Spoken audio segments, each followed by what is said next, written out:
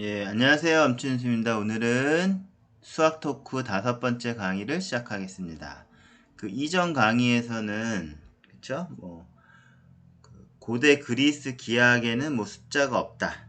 그쵸? 또는 눈금 없는 자로 작도를 했다. 컴퍼스와 눈금 없는 자, 즉 unmarked straight 엣지를 섰다. 자, 이렇게 얘기하다 보니까 고대 그리스에 숫자가 없는 거 아니야? 그런 생각이 들죠. 근데 그건 아니었고요. 그 다음에 그런 착각을 하게 되죠. 숫자도 없고 진짜 덧셈 뺄셈도 없었나? 근데 그렇게 찬란한 건축 문화 예술적으로도 그쵸? 굉장히 발전한 그런 고대 그리스가 설마 덧셈 뺄셈 못할 리는 없는 건데, 자, 그거에 대해서 설명드릴 수 있는 그런 제가 책을 하나 서치를 해봤어요. 발견했어요. 자, 그 책은 뭐냐면 성우출판사의 수학으로 보는 세상이고, 이거 초등학생들이 보는 수학책이에요. 자, 그 내용에는 자, 이 책의 내용은 이제 산수와 수학을 구분하는 내용이거든요. 산수는 이제 추억이 나눠져 1992년에 교과서가 개정됨으로써 초등학생들이 배우는 수학을 산수라고 하면 안 된다. 자, 숫자 계산만 하는 게 아니라 그야말로 수학이다. 학문적인 것이다. 라고 이제 변경이 된 거고요. 자, 이 책의 내용을 보면은 좀 어머니가 볼 때는 충격적일 수가 있는데, 자, 고대 그리스는 노예가 산수를 가르쳤다라는 것이에요. 그쵸? 산수가 있어요. 숫자를 더하고 빼고 하는 산술이 있었다는 거죠. 자, 그 내용을 한번 읽어보겠습니다. 자, 그래서 저는 고대 그리스에는 산술이 없었을까? 산술로 바꿨어요. arithmetic operation. 그쵸? 산술, 사칙연산, 이게 없었을까? 이제 그런 궁금증을 나타내야 되는 거고요. 요 책은 초등학생이 보는 거니까 내용을 산수와 수학으로 구분했기 때문에 여기서는 산수라는 얘기가 나오는 겁니다. 자, 저는 산술로 바꿨어요.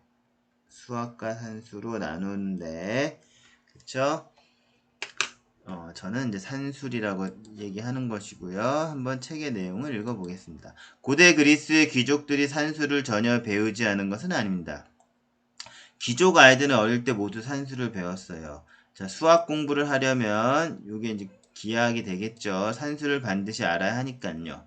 그렇지만 놀랍게도 아이들에게 산수를 가르친 사람은 귀족 학자가 아니라 노예들이었다고 합니다. 노예들이 아이들에게 산수를 가르친다는 거예요. 고대 그리스의 귀족들은 보통 1에 속하는 것은 모두 노예에게 맡겼습니다. 1. 그러니까 레이버 워크이 되겠죠. 몸을 써서 하는 그런 것들을 1이라고 했어요. 레이버 워크.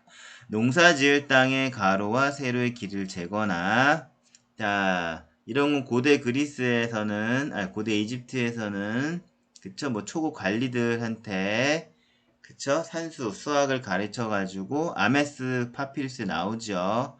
그쵸, 측량을 하거나 면적을 구하는 교육을 시켰는데, 그리스에서는, 자, 이런 걸 다 레이버 워크로 생각해서, 그냥 노예들이 했다라는 거고, 집이나 각종 도구들을 만드는 것을 모두 노예의 일이라는 것이죠. 집을 만들 때 만약에 기둥을 2m짜리 기둥을 4개를 세워서 지붕을 올리고 그렇게 하려면 건축 자재들도 어떤 규격이 있어야 되죠. 또 도구 후라이팬을 만드는데 원 모양의 후라이팬인데 반지름이 10인 거, 또 20인 거, 30인 거, 그쵸? 그렇게 사이즈를 바꿔가면서 도구들도 만들어야겠죠. 만들 수 있겠죠. 자, 그런 거 모두 다 노예들의 레이버 워크이라는 것이었습니다. 즉, 노예들이 그 일을 잘하기 위해서 수를 읽고 계산을 해야 하는 산수를 꼭 해야만 했습니다. 자, 요게 성우출판사의 내용을 하나 제가 발췌한 거고요. 책의 내용, 수학으로 보는 세상. 자, 근데 요 책이 있는데, 요 책의 내용을 좀 이렇게 블로그에 올려주신 분이 계세요. 자, 요것도 역시 여기 블로그 출처가 있는데, 요 책의 내용이랑 블로그, 그냥 네이버에서 성우출판사 수학으로 보는 세상. 그쵸?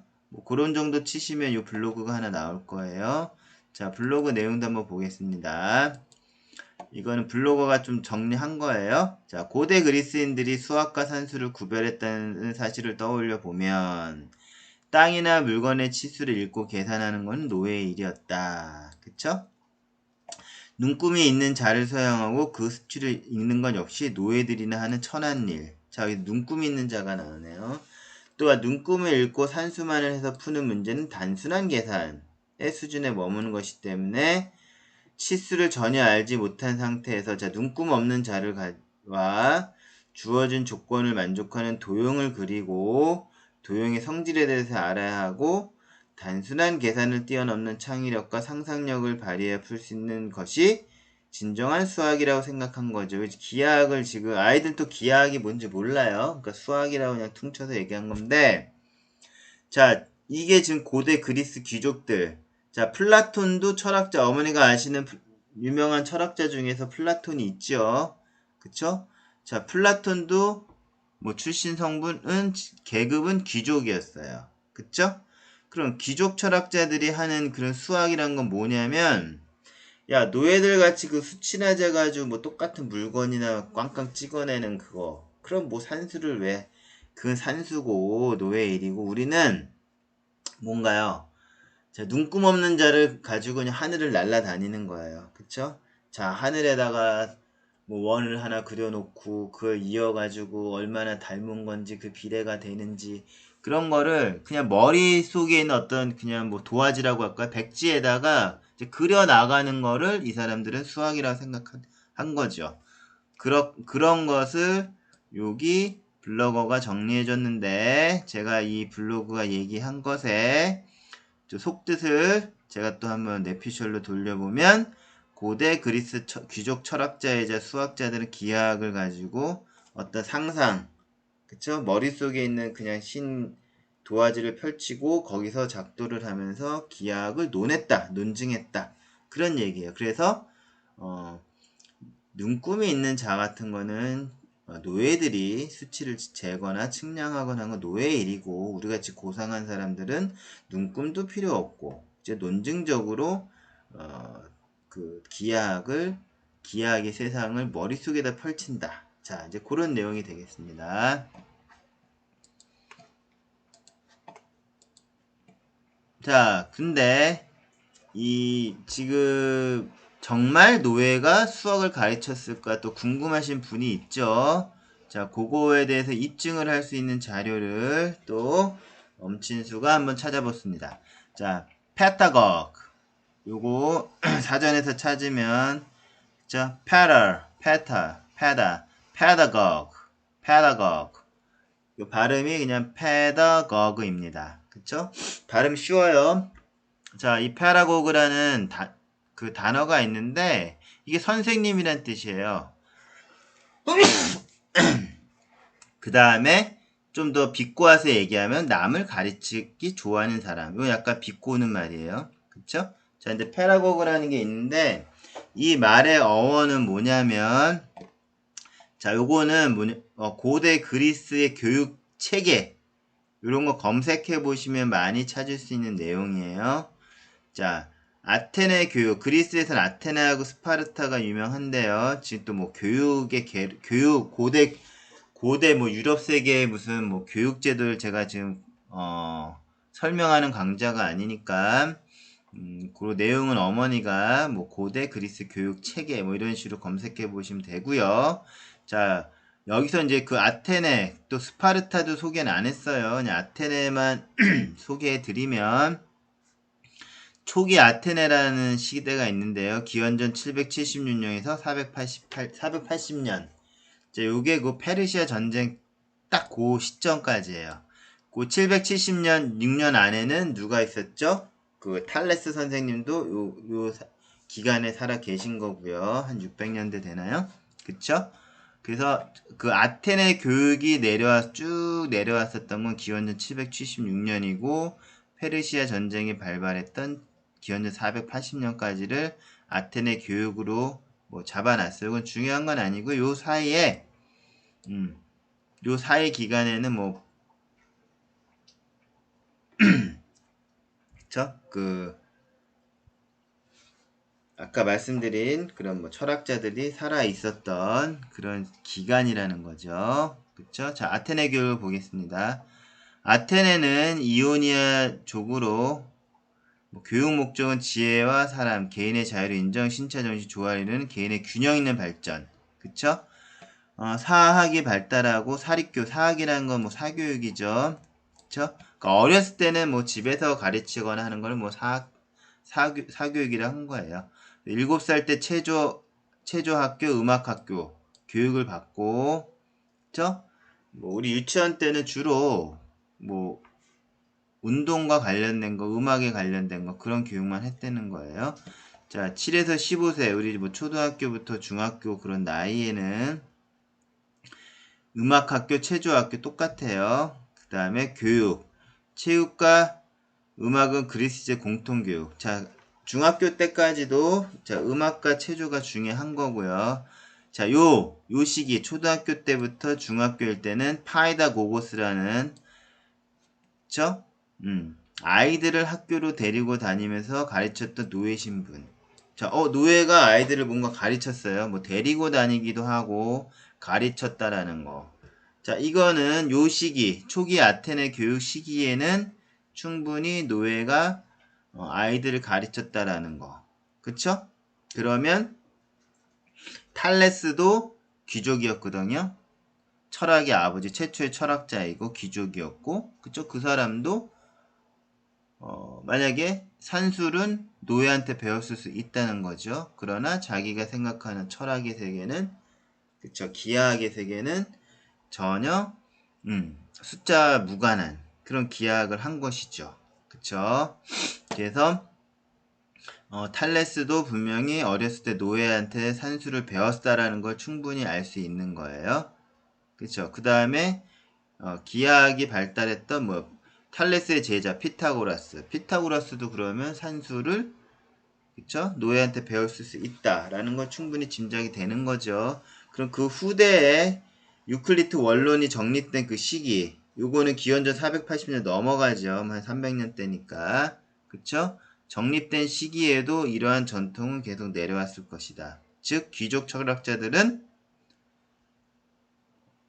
산수는 노예한테 배우고 자기들의 어떤 머리에서 논증적으로 펼쳐지는 수학, 기하학의 세계는 다 눈금 없는 자, 숫자가 없는 기하학을 달았다라는 것을 충분히 알 수 있는 거죠. 요 시기가 충분히 다 겹쳐져 있는 거예요. 노예들이 초등학교, 중학교 과정의 어린이들에게 산수를 가르쳤다라는 거. 그쵸? 그 다음에 뭐 16에서 18세는 소피스트리 직접 웅변교육 같은 거죠. 뭐 웅변가나 정치가 될 수 있는 거. 또 18에서 20세는 서약 후 2년간 교육을 한다. 이게 에페베라는 그런 거를 해서 이제 군대에 갈 수 있는 그쵸? 그 건장한 청년으로서 역할을 할 수 있는 게 이제 18에서 20세 사이. 그쵸? 그리고 20세 이후는 이제 성인식을 갖고 완전한 시민이 된다는 거. 이 당시 시민이 아주 중요하죠. 자, 에페베라는 것도 있었고 중요한 거는 파이다고고스. 자, 파이다고고스가 결국은 페다고그 선생님, 교사라는 뜻의 어원이 된다는 거예요. 그리스 파이다고고스. 이거 노예를 얘기하는 건데 한번 볼게요. 파이다고고스는 그리스어로 파이다스, 어린이, 파이다와 고고스를 이끌다, 끌고 다니다라는 고고스와 파이다, 어린이를 끌고 다닌다라는 합성어예요. 그래서 pedagogue 됐죠? 고대 헬라 그리스죠. 로마에서 아이들을 학교로 데리고 다니면서 가르쳤던 노예 신분의 사람. 그쵸? 오늘날 교사의 어원이 되었다. 자, 충분히 됐죠? 이 단어 현재도 쓰고 있는 pedagogue라는 단어의 어원만 봐도 그리스 시대에는 노예가 아이들에게 산수를 가르쳤다라는 걸 충분히 알 수 있습니다. 자, 이제 수학 토크를 갈게요. 자, 이런 어떤 자료뿐 아니라 수학적 자료나 역사적 자료, 교육학적 자료를 통해서 페다고그, 노예가 아이들 수학을 가르쳤다라는 것 입증을 안 해도 이 단어 페다고그, 파이다고그만 알아도 그쵸? 고대 그리스에는 노예들이 아이들 수학을 가르쳤다는 걸 충분히 알 수 있습니다. 자, 그러면 자, 이제 강의가 거의 끝나니까 이제 또 수학 토크를 해야겠죠. 자, 읽어보겠습니다. 고대 그리스 유물 중 산술에 대한 자료가 없는 이유는? 자, 산술에 대한 자료가 없어요. 자, 그거를 한번 입증을 해보겠는데, 자, 산술, 숫자 계산한 거 자료가 진짜 없거든요. 고대 그리스 유물에서는. 자, 산수는 노예들이 전담하는 레이버 워크 중에 하나였으므로 고소한 귀족 철학자, 수학자들이 문서로 남길 만한 가치가 없었다. 뭐 그 당시에는 뭐 노예를 교육하기 위해서 야 이렇게 가르쳐라는 어떤 텍스트가 있었을 수 있죠. 뭐 교재라고 할까요? 그러나 그러한 것들이 고상한 귀족 철학자들한테의 문서로 남아있지 않다는 거죠. 무슨 얘기냐면은 자 우리가 고대 그리스의 원론 The Element, 유클리드의 원론이 고대 그리스 어떤 뭐 기원전 3세기 그 시기에 온전한 형태로 오늘날까지 전해졌다고 생각하시면 안 된다는 거죠. 자, 뭐냐면 기원전 100년이면 유클리드가 활동했던 기원전 300년, 뭐 200년? 그때보다도 훨씬 뒤에 있었던 시기인데 그때 이 원론도 이렇게 파피루스로 한 장, 파편이라 그래요. 프래그먼트. 그쵸? 원론의 2권 명제 5번인데요. 요 그림을 보면. 그쵸? 자, 이러한 진짜 원론같이 기하학의 어떤 표지되는 그런 자료들도, 그쵸? 그 당대 고대 그리스 거 있지도 않아요. 그리고 그것도 100년 후에 그리스에서 발견된 게 아니라 이집트. 그쵸? 알렉산더 대왕이 알렉산드리아까지 가고, 그쵸? 알렉산더 장군의 부하였던 장수 하나가 프톨레마이오스 왕조를 세우거든요. 그쵸? 자, 프톨레마이오스 마지막 황제는 이집트의 여자 황제, 그쵸? 클레오파트라의 할아버지가 따지고 보면 알렉산더 대왕의 대왕이 죽었을 때 부하 장군 중에 한 명이고 그 사람이 이집트에서 프톨레마이오스 왕조를 세웠었던 그런 사람이에요. 자, 그 사람이 세웠을 때 알렉산더가 기원전 322년 300년대 죽죠. 그쵸? 그러고 나서도 100년이 지난, 그쵸? 또 유클리드는 프톨레마이오스 대왕 1세 대왕의 또 수학 선생님이었고, 자, 어쨌든 그 당시에 있었던 그런 또 원론이라는 거는 존재하지도 않고 한 기원전 100년의 원론도 딱 이렇게 프래그먼트 한 장으로 넘어오거든요. 그쵸? 근데 요 그림으로 보니까 이건 명지 5고 이집트에서 발견됐어요. 자, 제 말씀은 뭐냐면 고상한 귀족 철학자들이 남길 만한 그런 문서들도 그 당시에, 그쵸? 어떤 도서관이나, 그쵸? 또 알렉산드리아 유명한 게 있죠. 무세이온이라고 요즘에 뮤지엄에 큰 도서관인데 당대 최고의 도서관인데 거기에 남겨 있을 만한 이러한 원론, 유클리드의 원론도 다 없어지고 100년의 한 조각으로 나타나는데 그냥 산술이라는 거는 그냥 노예들이 하는 거 그런 거를 과연 도서관에 보관을 했을까요? 그쵸? 그럴 가능성이 적다는 거고 그만큼 산술에 관한 자료가 안 전해지는 거는 무엇이냐? 그쵸? 산술에 관한 게 안 전달되는 이유는 그냥 그 당시엔 있었겠죠. 물론 원론이라는 그 수학책도 기하학책도 그 당시엔 있었겠지만, 그쵸? 그러한 원론도 뭐 어떤 무세이원이라는 도서관에 있거나 뭐 어떤 뭐 진짜 왕실의 어떤 뭐 그쵸? 서고에 뭐 남아있다가 발견되거나 할 수도 있었지만 산술책은 없었다는 거. 하다못해 원론 자체도 이렇게 쪼가리로 플래그먼트로 나오는 상황이니 그쵸? 고대 그리스의 산술책이 온전하게 책으로 전달될 리는 없다. 그것이 정답입니다. 자, 다시 한번요. 수학 토크 마무리하겠습니다. 고대 그리스 유물 중 산술에 대한 자료가 없는 이유는? 산술은 노예들이 하는 거니까 그게 과연 보관돼서 지금까지 왔을까? 그게 정답이 됐죠. 산수는 노예들이 전담하는 일 중에 하나였으므로 고상한 귀족 철학자들이 문서로 남길 만한 가치가 없었다. 이게 정답이 되겠습니다.